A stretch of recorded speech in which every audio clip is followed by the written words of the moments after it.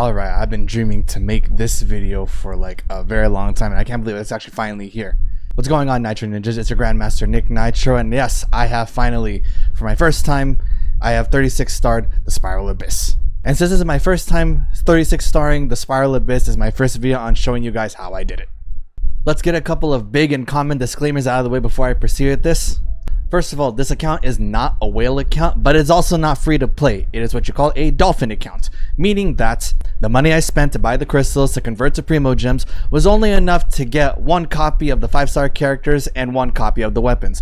So none of my 5-star characters are C6, with the exception of Jang Lee being C1, which took a year to actually save, but you know, finally glad that we got him. And every 5-star weapon that you see equipped here is only at R0. So I didn't get any duplicates of any, 5-star weapons or duplicates of any 5-star characters except for Jang Lee. And the only other characters that I have constellations 3 or higher are my 4-star characters. And no money was spent on primos for resin, so all the resin that I used was really from fragile resin that I earned or bought at the Serenity Teapot once a week, or just waiting for the resin to regenerate daily. So with those disclaimers out of the way, let's get into how I cleared the Spiral Abyss 12th floor, 3 stars every chamber for 4.1 update phase 1. So the first boss is the Millennial Seahorse, so I wanted to make sure I had something that can, melt that Electro Shield. So I chose Dendro, so I went with my Hyper Bloom team. So my Hyper Bloom team consists of Shobu, Yolan, and Alhaitham. Now the reason why I have Kazwa here, because since Alhaitham is my main DPS, but he's mainly only for single target or very close proximity, I needed Kazwa for the crowd control. Of course, for the second team, because the first chamber does have wolves and then the rest are like big bosses, I did have Nuit on the team. Yes, I do have Nuit. Now, I know the meme going out there that Nuit can pretty much solo an entire chamber by himself. That's great, but the thing is, the Spiral Abyss is not testing how much you can survive or kill opponents. It's how fast you can do it. So we kind of need speed in this case. So for my second team, I included Jang Lee, Raiden, Nita, and Nuit. So I have Jang Lee just so he doesn't get interrupted, because I don't have a C1 Nuit. He's at C0. Raiden, of course, Raiden is just really good for the electro damage and of course for the ult. And Nita is great for like linking groups of enemies. So it really helps with the wolves here. And of course, Bloom is just such a great reaction here. Then turning into Hyper Bloom with Raiden, it's just so good for like the overall reaction damage. So once again, I know Nuit can pretty much do it by himself, but the supports are just to speed up the process, and we do need speed for these time trials. So this is the team for my first and second half, and they kept the same way, and I was able to triple star all the chambers for this rotation. So I'll show you how I did it.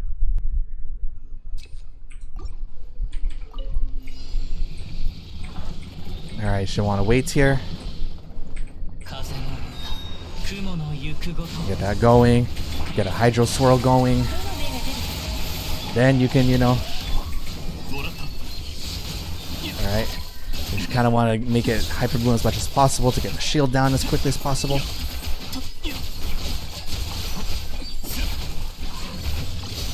And if you don't get the shield down like that, it's fine.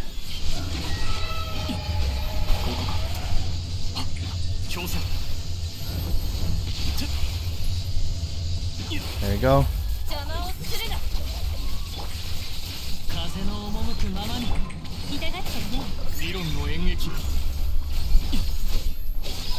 As long as you got quickening going. Unfortunately, I don't have a deep wood set for Alhaitham. I would if the stats were as good as the artifacts I have now. Fortunately, they're not. Okay, another rotation going. Want to dodge that.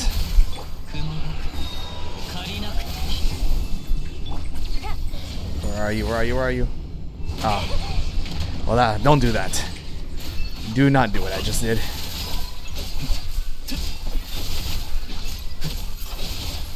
Try to kill this thing in 10 seconds. Probably not going to. Perfect. Okay.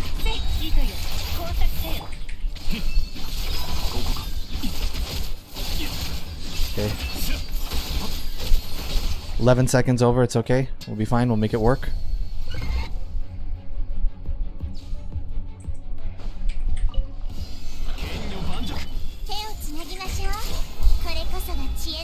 Try to get your setup as quick as possible, then just start going ham on these things.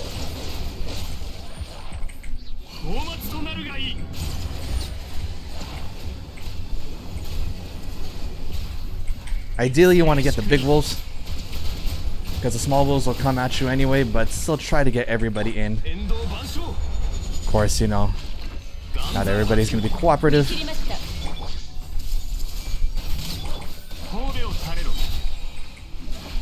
There we go.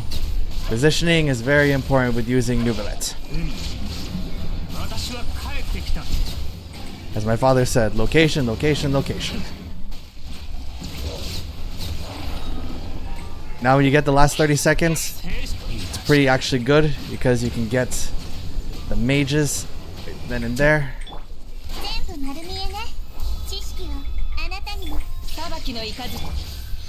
Try not to waste too much time with the setup.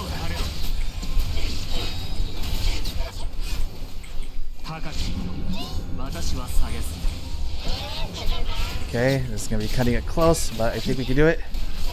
We did it right there. Triple star.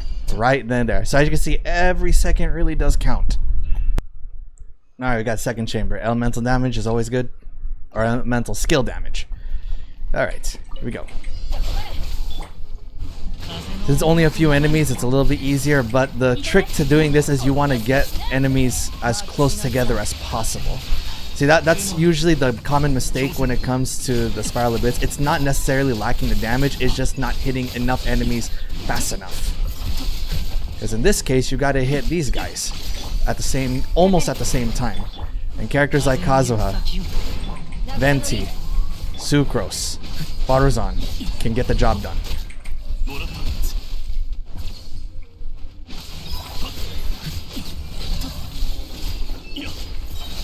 Okay.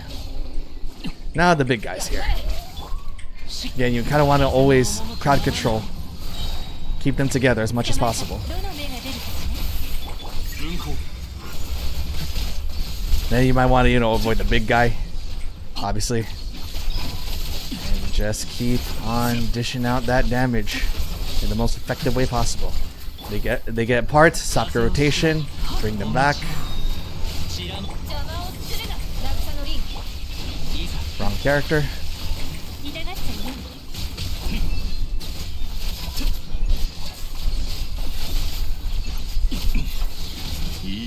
Careful with these attacks. Alright, there. And we have 7 seconds over our ideal time, so it gives us extra time to, you know, make mistakes on the second part. This one you can, you know, kind of go right away. Just be careful of your positioning here. Because, like, if you have, you know, characters like Jang Lee, you know, you can, you know, be a little bit more lenient with your positioning, but still remember, these guys still hurt a lot. You just don't realize it because Jang Lee is protecting you. So always keep track of your life, your shields, your setups, your rotations. Always be mindful of everything. Don't just, you know, pew pew pew through your way. Everything is done with calculative and planned precision.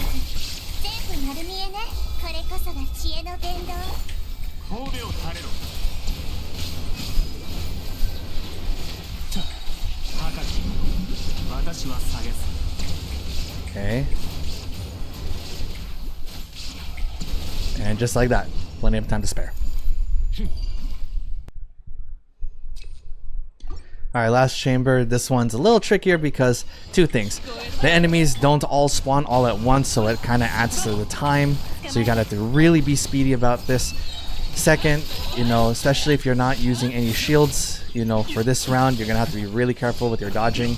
Because, you know, these things can hurt a lot and they can interrupt and waste a lot of time. So just be mindful of your rotations, your positioning, the enemy's attacks, and your life.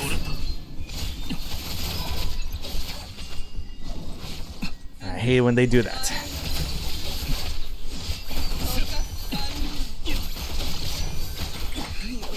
Okay, oh my gosh, I hate getting trapped. That wastes so much seconds. Okay, so going in between these two so that I can crowd control both of them. Whoops.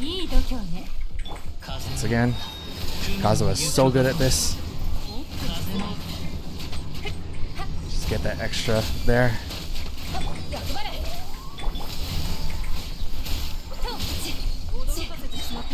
Here I want to like get my setup going so that I can maximize my damage. Whoops. Good thing I have Shobu for healing. Once again, that's why I said be careful of the enemy's attacks and your positioning.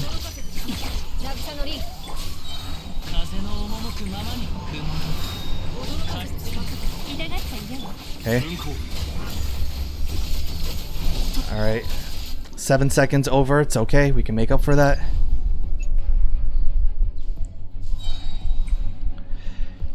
Okay, this one is just purely intuitive. You just want to be careful and be mindful of the rotation of this thing's moves and also your shield and whatnot, because this thing does a lot of damage. Now, I could do, you know, like the jump and do that, you know, constantly, but the thing is, I like doing the beam instead.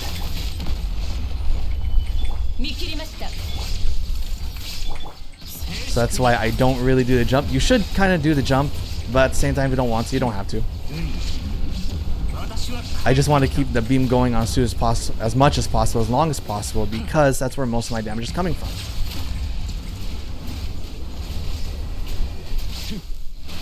As you can see, my shield's already gone. I gotta be careful. There's Jang Lee out here. Good thing I had enough life. Nita to add to that elemental reaction. And then we keep going. And we got plenty of time. So here, just be diligent. Don't get careless. And just stick to your strategy and be diligent about it till we get it. And there it is, triple starring. The 12th floor Spiral Abyss 4.1 update phase 1 cycle. And of course, most importantly, here are the builds for my characters that we had for the Spiral Abyss. First off, we have Shobu. I focus Shobu on having elemental mastery, as you see right here. Her weapon is the umbrella. I'm not going to pronounce that right now. I'm not in the mood. Not even level 90, it's level 80, because it does enough. You know, it's really for the elemental mastery that I leveled this up. And of course, you know, more elemental mastery and more reactions due to the passive. Artifacts, I don't even have a full set for Shobu. I just have 2-piece Paradise for the elemental mastery. Everything else I kept because elemental mastery, and recharge, I guess. Elemental mastery and HP, because some of her talents scale off of her HP. Elemental mastery, HP. Elemental mastery, HP, energy recharge. Those are the main stats I had for Shobu. Of course, she can definitely be better.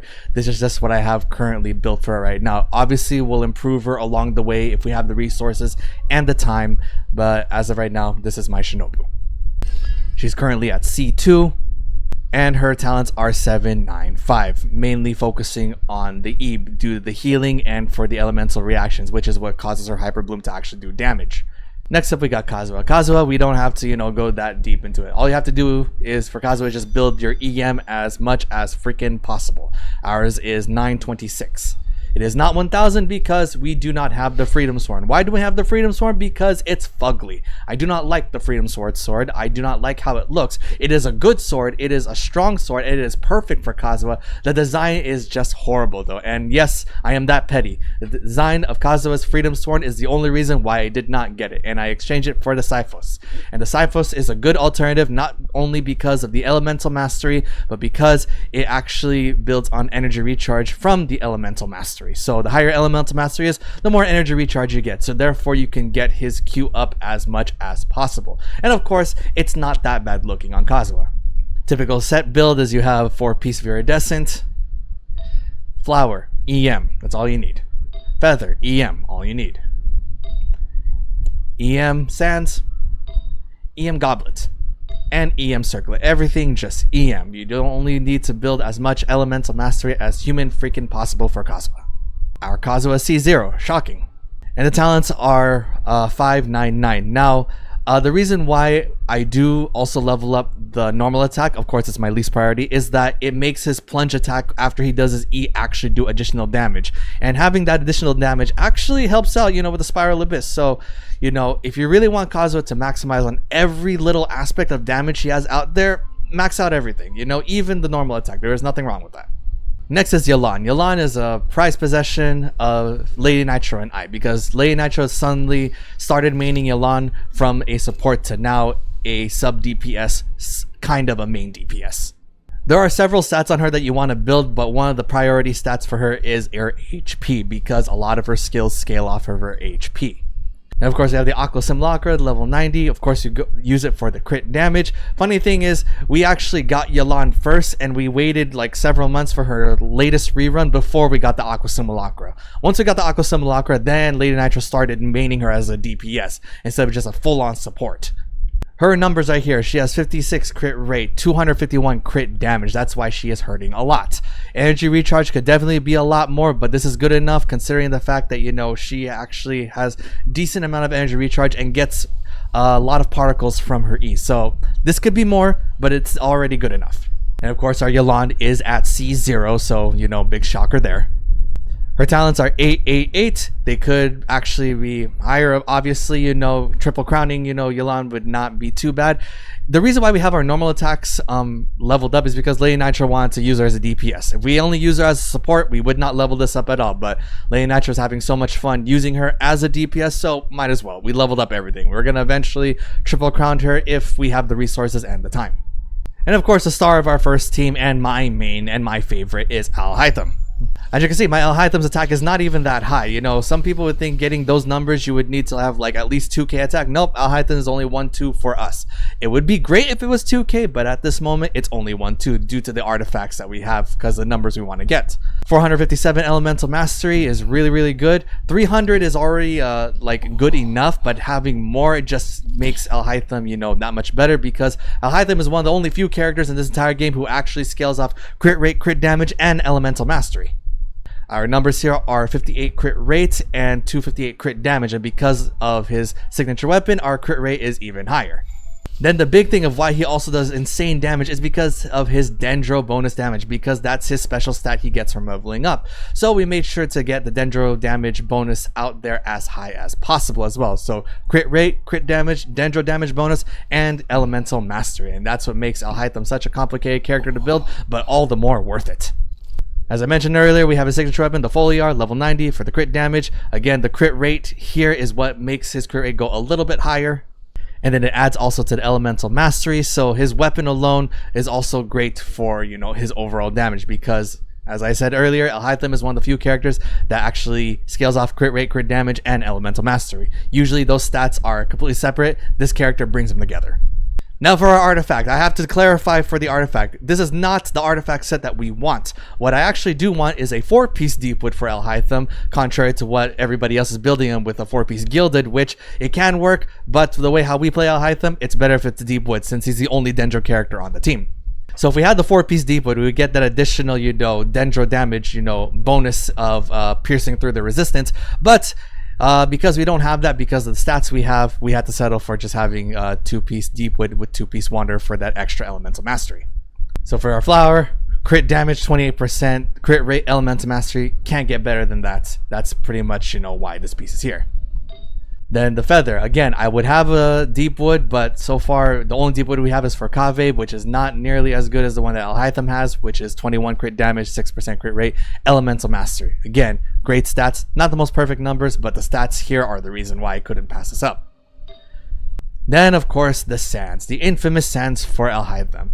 If this was just on a Deepwood piece, this would be the most perfect piece of all time. Look at 34 crit damage with crit rate, an elemental mastery. Energy recharge is really good too.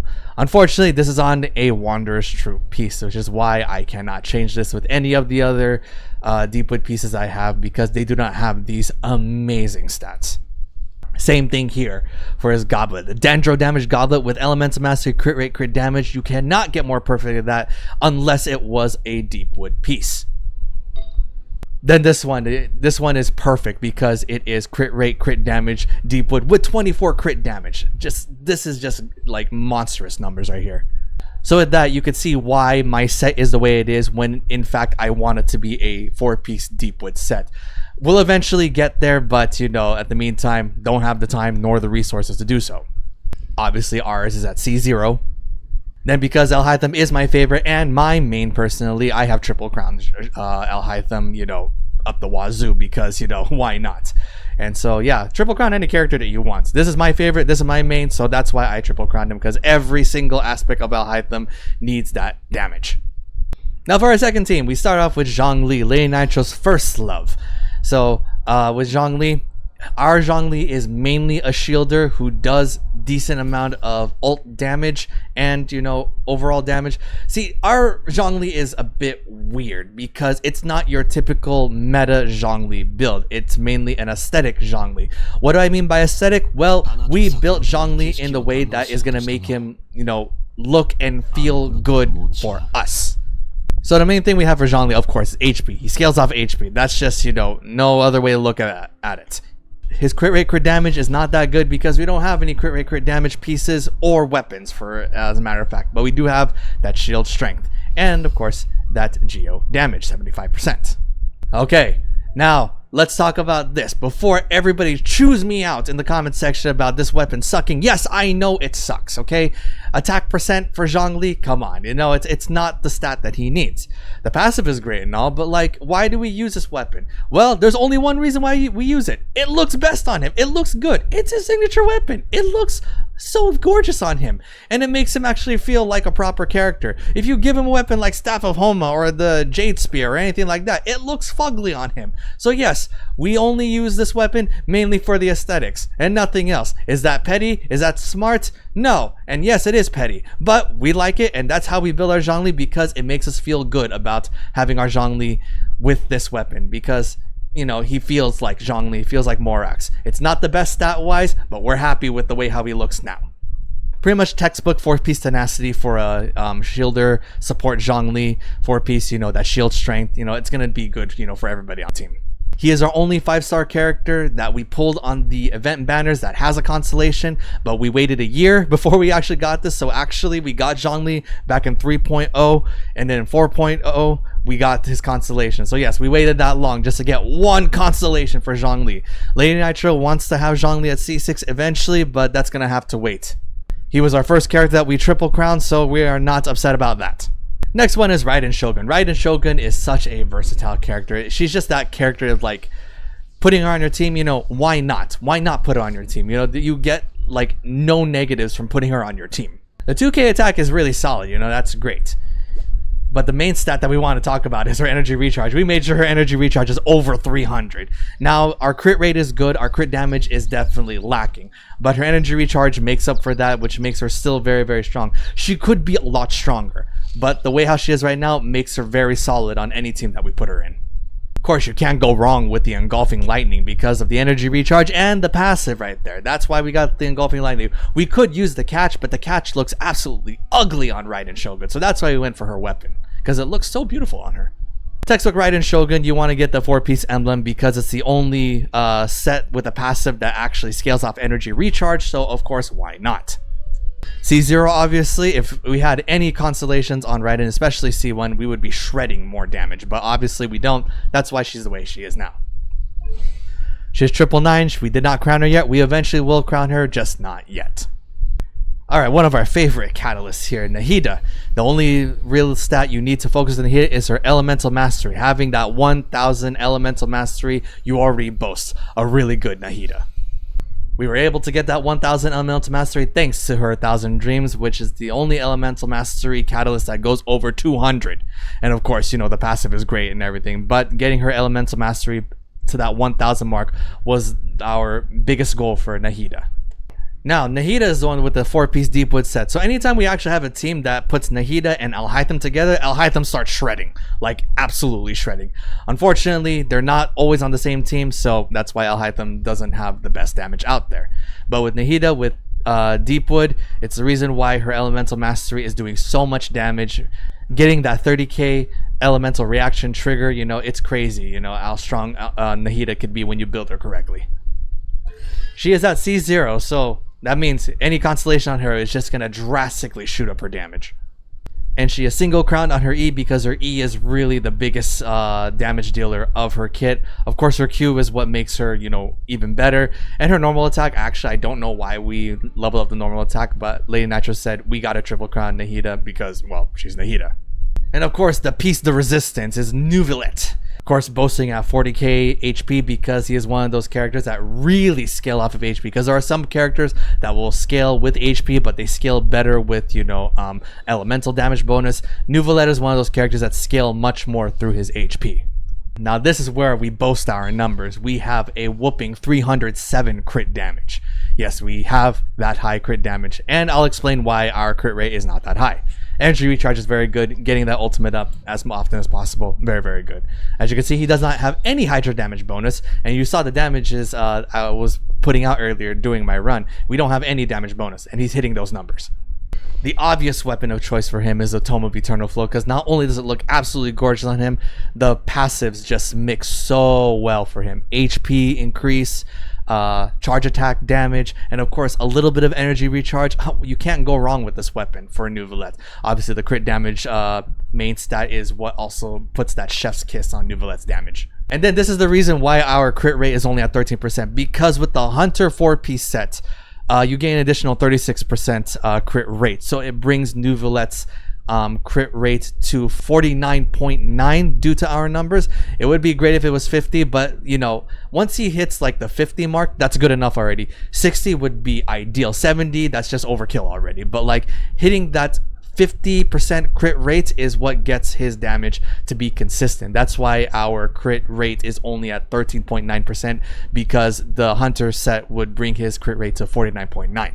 As you can see, our Nuit doesn't have any constellations, which is okay. C1 would be very good. I won't have to worry about having shields or being interrupted, but this is good enough. Jang Lee made up for that. So C0 Nuit already strong enough. Any constellation would just make him that much better. So far right now, I would like to triple crown Nuit, but the only thing we have crowned right now is his charge attack, because that's where his main source of damage comes from. His E and his Q already do so much damage. It's only at level 7. Imagine if it was crowned, he'd be doing that much more damage, but that's okay. So that's why our Nuit is at where he is right now. Very good. We're proud of him. Could always get stronger, obviously, but where he is right now, it's very, very good. And that is our Spiral Abyss run for 4.1 update phase 1 rotation. If you have any other questions or any comments, please do so below. I do read them and I will answer them to the best of my abilities. Anyways, I will be doing more of these now, since I am able to now, you know, 36 star the Spiral Abyss. So expect more videos in the future with the future cycles. Anyways, hope you all enjoyed. Thanks to all the members of the Nitro Ninjas. This is your Grandmaster NikkNitro. Stay awesome, my ninjas.